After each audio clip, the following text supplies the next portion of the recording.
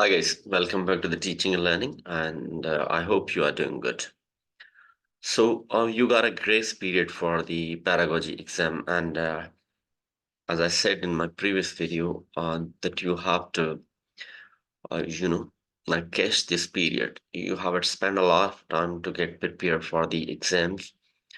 So I'll be trying my best again to give you the maximum number of the questions and how to solve these questions. So from today and onward, I'll be uploading the uh, videos for pedagogy cycle 2, cycle 3, as well as early child development teachers because they have also exam on the 12th. And if you need any assistance regarding that, please feel free. My number and my WhatsApp number and email has been given there. So I'm not time bound, okay? So you just drop a message. I'll try to give you the prompt response accordingly. And if anyone of you want to, the preparation with me, you have a 1 month course. Okay, you can get a very uh, reasonable price for that for online classes. Okay, to unfold the important terms for your pedagogy exams. Even though if you are unable to do that, you can share all the problems do you have related to the pedagogy exams. I'll try my best to give you the best solution for that. Okay. So let's solve some uh, important questions. I have received a message that there's some bar graph charts, line graph, questions, and that will be helping you if I answered these questions. So this question first is the first step, and this is related with the health and safety. If a child, faints in a class, what teacher has to do, or what will be the first to assess that students. Okay. Now, my strategy is that you have to remove the first two irrelevant answer that has no concern with the question. That will give you more closer look to the right answer, and you will get more chances to close with the right answer. So let's find out and the wrong answer first. So assist. I'll go first. The third option. Let's see. Assist the students to sit on a chair with their head in between their knees. Okay, because if you are a science teacher, you know the biological term that how blood circulates. Okay, and if a child faints, what exactly has to do? We have to push the blood from downwards towards the heart or upwards. Okay, and how we can do that? Okay, you can easily. Uh, so this is the wrong answer. Number fourth option: place something in the student's mouth to stop them from biting on this. And so this is again irrelevant answer. Okay, because the child is faint and feeling dizzy. Let's have a look now. That means the first one is the distractor. Assist the students to lay down and raise their head around 30 centimeter above their heart level.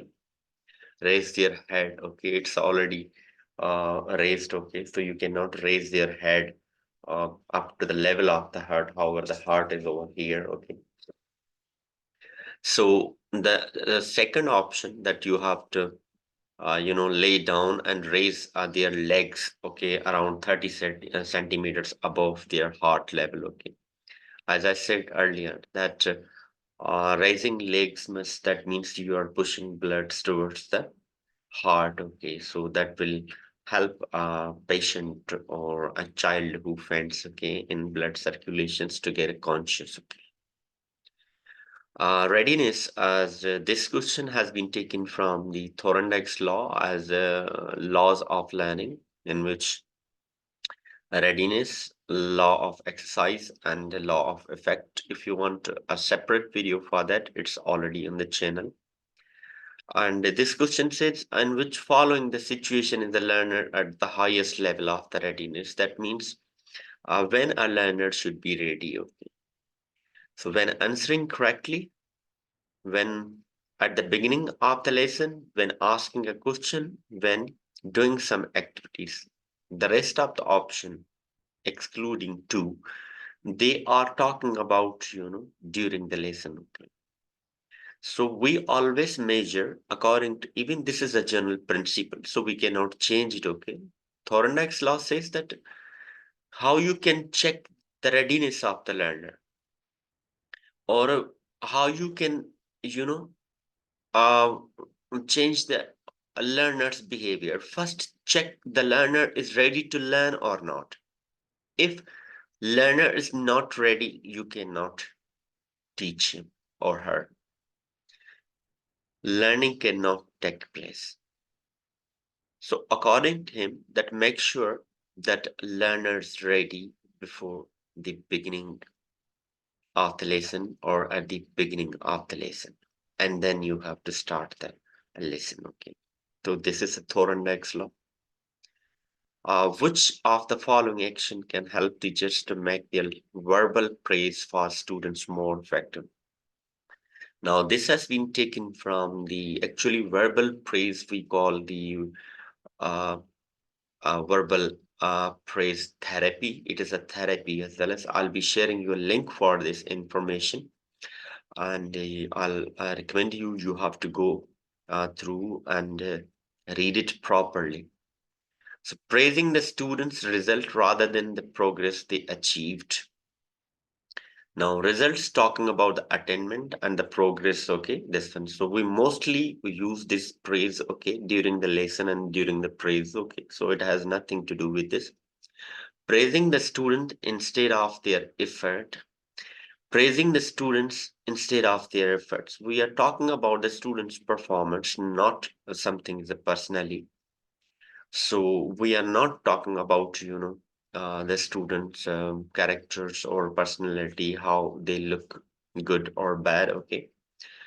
And providing verbal praise immediately following task completion. So when the task completed, you provide the feedback that you have done well, good, or kind of the uh, constructive feedback you have to provide. Praising students too often and for the minor reasons. So this is the distraction. Praising students too often and for minor reasons. Okay, you have to.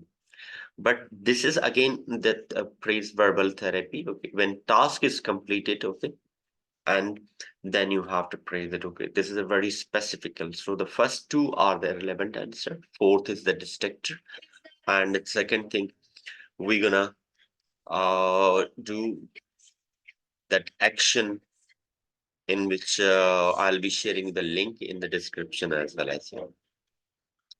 And this question, which is related the student's performance and the time, okay. This shows if you divide our class students into heterogeneous groups to work on a project, which of the following numbers change curve represents the large at which there are the tool distributed. So dispute and the performance, okay. So when there the dispute, performance will be declined, okay. So there are the four, the groups. Well, let's check, which group is performing. The vertical line showing the performance, and the horizontal line showing the time. So if they are consuming more time and there's a less dispute, performance will increase. If they are consuming less time, okay, and there's a more distributes, okay, the performance will also decrease, okay. If you look at the number four, the time consumed more, performance is increased. If you look at the three, performance increase. If you look at the one, performance increased. If you look at the two, there's the more dispute. That's why the performance is also decreasing, okay. So two is the correct answer. This question I have been recommended to answer this question. This is the same. I think it is not readable, but I'll try. Okay. This shows the level of the difficulty and the performance, right? So the vertical line shows the performance and the right line shows the difficulties. So as you can see that this test is very easy over here. However, if you look at this, here's the difficulty, the performance decline, but again over here in the level of difficulty increase, then performance is increasing. Here's the level of difficulty is less, performance increasing. Here's the level of difficulties increasing, again the performance is going to be increasing, the curve is going to be low. So these three are on the wrong, and however, this option as a three, which is a correct, the performance is a decreasing, difficulty increasing, the performance also the decreasing. So the logic is that whenever the level of the difficulty increase, performance decreases. So this is the one of the thing I wanted to share with you. The link I'll be sharing with you another lesson regarding the verbal press. So we'll be meeting in the next lesson. Till that, uh, take care, stay blessed.